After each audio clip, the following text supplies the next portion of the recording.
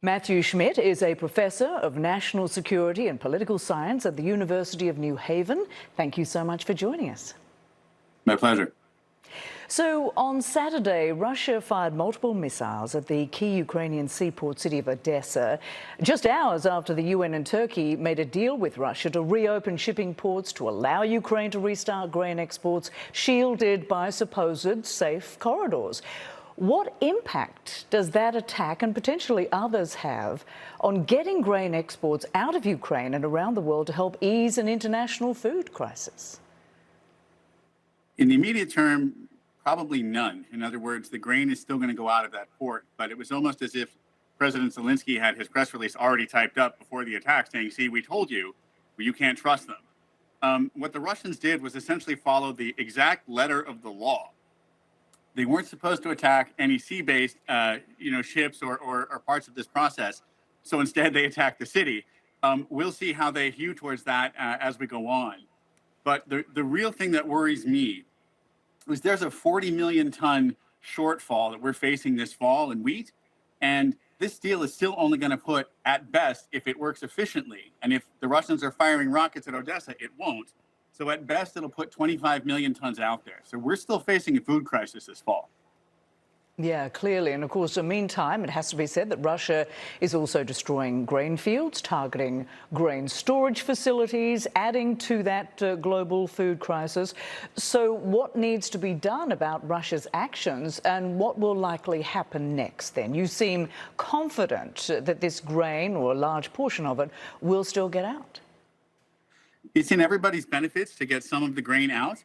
I think Russia will do what it does. It will follow the technical letter of the law, and it will gaslight. It will say that what it's doing when it's attacking the land or when it's harassing ships isn't in violation, even though everybody else looks at it and says that it is. And it'll force the Ukrainians to basically decide to let it go or not. And I think that they will, because it's in their benefits to get the grain out. Well, certainly, the optics of this export deal signed by Russia appeared to show that it's not really worth the paper it's written on. So what does it tell us about making deals with Russia, since, as you point out, there's they're not actually breaking the law. This is a political deal, isn't it? And at the moment, they're not really fulfilling their side of the deal. Well, I think a lot of this is the fact that A, Ukraine needs the money for the exports. B, Ukraine cares about behaving in a Western way, in a Western standard, with Western values, and is trying to avert a food crisis is because it's the right thing to do.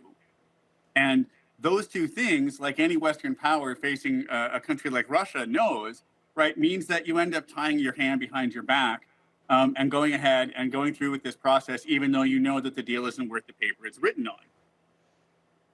Another point I wanted to raise with you is both Russia and Ukraine have set explosive mines in the sea. So what happens if one of these export vessels hits one of those mines? Who's to blame and what are the consequences? Well, there will be finger pointing.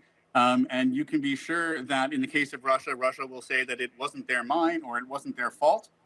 I would suspect that if something tragic happened with the Ukrainian mine, the Ukrainians would own up to it. Again, the Ukrainians are looking at every move they're making, and they're asking themselves, how do we meet a European standard?